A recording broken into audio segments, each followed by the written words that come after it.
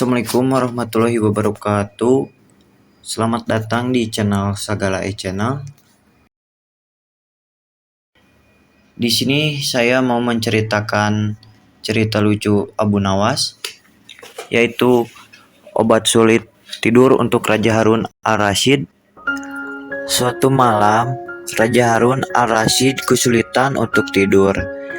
Malam sudah semakin larut dan Raja belum juga merasakan ngantuk. Raja kemudian memanggil salah satu pengawal istana. Raja berkata, "Umumkan kepada seluruh rakyat, barang siapa yang bisa membuat raja tertidur akan diberikan 10 koin emas." Pengawal istana kemudian bergegas memberikan isyarat kepada bawahannya agar bergerak cepat untuk mengumumkan titah raja kepada rakyat.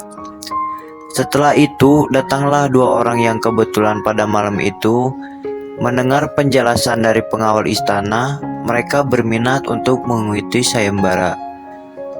Kedua peserta tersebut gagal membuat raja bisa tertidur.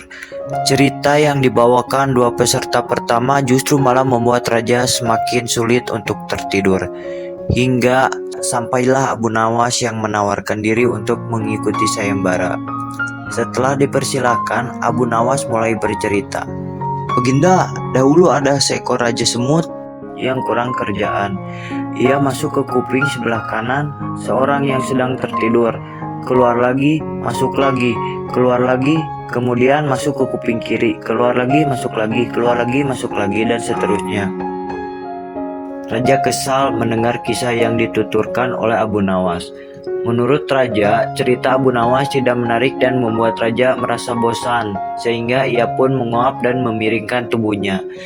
Perlahan Raja pun menutup matanya dan mulai tertidur.